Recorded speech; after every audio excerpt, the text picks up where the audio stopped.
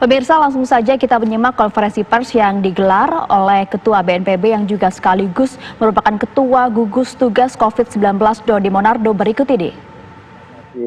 Pelayan-pelayan pada fasilitas umum, sehingga mereka tetap harus bekerja. Kalau mereka tidak berangkat kerja, maka konsekuensinya mereka dianggap bolos dan juga dapat berisiko dipotong honor, dikurangi gaji, bahkan bisa juga di PHK karena tidak mengantor.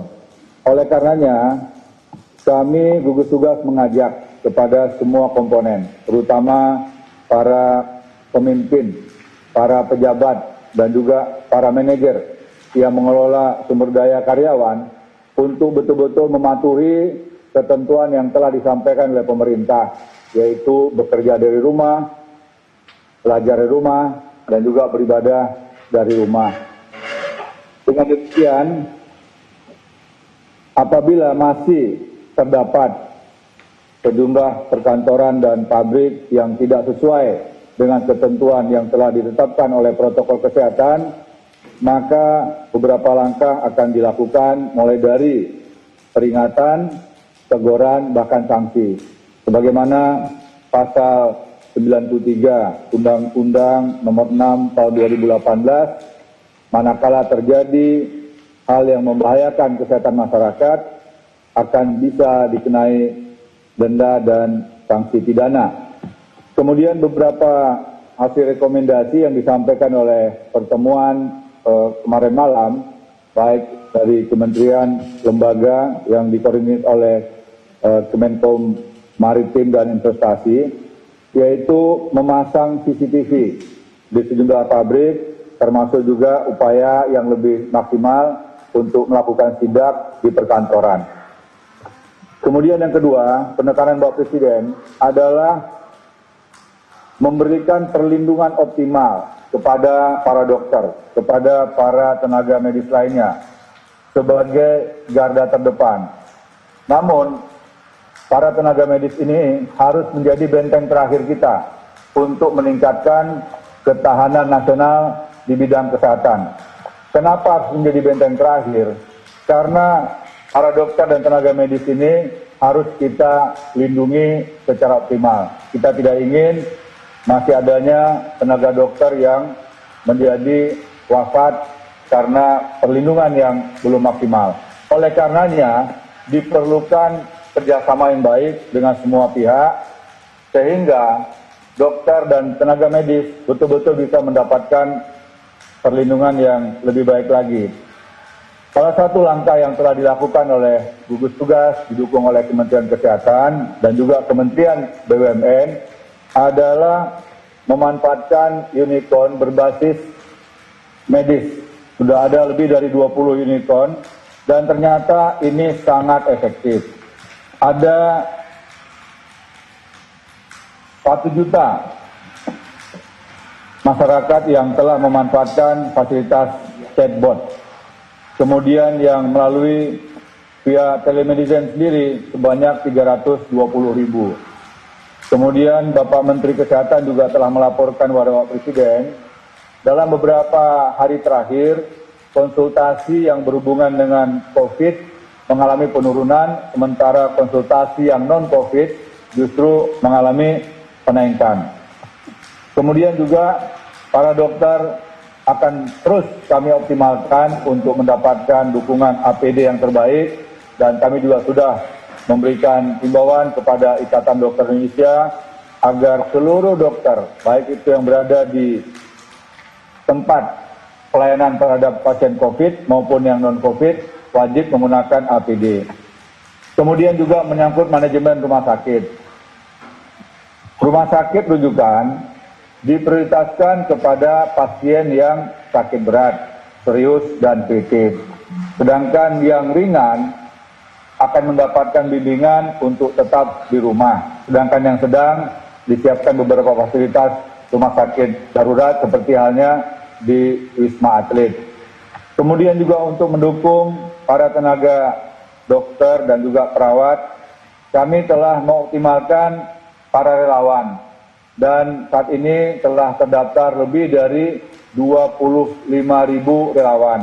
Kepada para gubernur, bupati, dan wali kota juga telah kami sampaikan agar relawan ini terintegrasi dalam satu susunan organisasi yang langsung di bawah kendali kepala gugus tugas di tingkat provinsi, kabupaten, kota, sehingga tenaga relawan ini akan bisa optimal untuk kepentingan-kepentingan yang menjadi prioritas.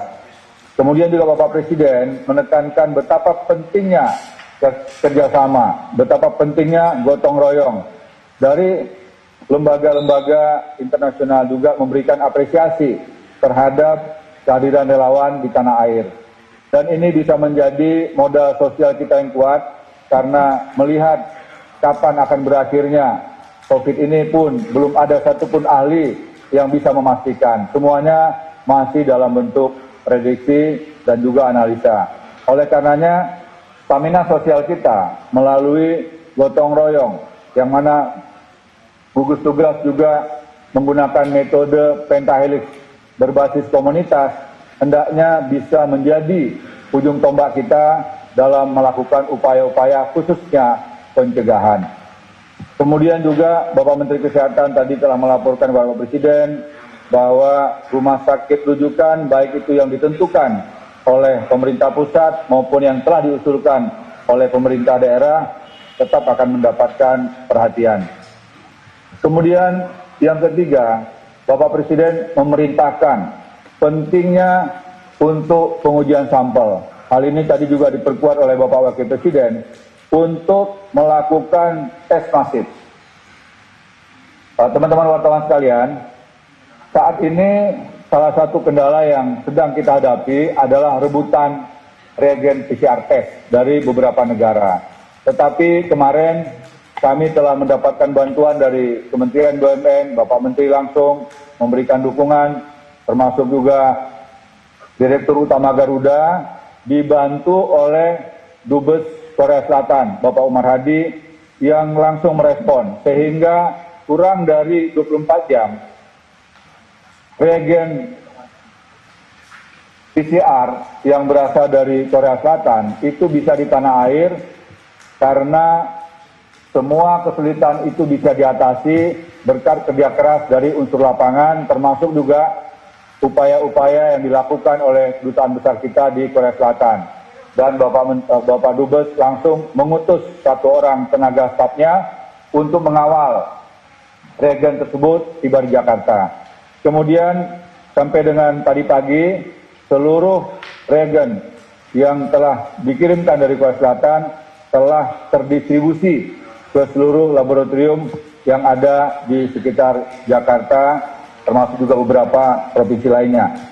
Kemudian juga tadi Bapak Presiden menegaskan kepada warga masyarakat yang telah ditetapkan statusnya sebagai ODP maupun PDP yang tidak disiplin agar bisa dilakukan langkah-langkah himbauan, langkah-langkah peringatan, baik oleh petugas kesehatan, termasuk juga dibantu oleh TNI dan Polri. Kemudian selanjutnya, menyangkut masalah keterbukaan informasi. Bapak Presiden menekankan informasi, data tentang kejadian yang ada di seluruh daerah agar disampaikan kepada publik apa adanya, tidak perlu disembunyi-sembunyikan. Memang dalam beberapa hari terakhir ada sejumlah pernyataan dan juga ada penyampaian dari masyarakat yang masih meragukan penjelasan dari pemerintah. Juru bicara pemerintah dalam ini Pak Yuryanto telah menjelaskan bahwa ada sejumlah kasus, sejumlah peristiwa jenazah pasien COVID yang wafat dimakamkan dengan cara COVID. Karena belum dilakukan tes atau hasil tesnya belum keluar, maka seluruh pasien COVID itu tetap dimakamkan secara COVID. Artinya semua pasien dimakamkan secara COVID. Sampai akhirnya hasilnya keluar, baru bisa diputuskan jenazah itu statusnya COVID atau non-COVID. Nah, ini mengacu kepada peristiwa beberapa minggu yang lalu. Salah seorang pejabat kita ada yang wafat kemudian dimakamkan dengan standar yang biasa, yang reguler. Setelah beberapa hari, ternyata ditemukan positif COVID. Nah, untuk menghindari agar tidak terjadi lagi pasien yang meninggal non-COVID atau COVID salah dalam melakukan analisa, salah dalam langkah mengambil keputusan, maka semua pasien yang meninggal dunia diperlakukan sebagai pasien COVID. Dan setelah ada hasilnya, Kementerian Kesehatan baru bisa memutuskan pasien itu positif atau negatif. Kemudian yang berikutnya, teman-teman wartawan sekalian,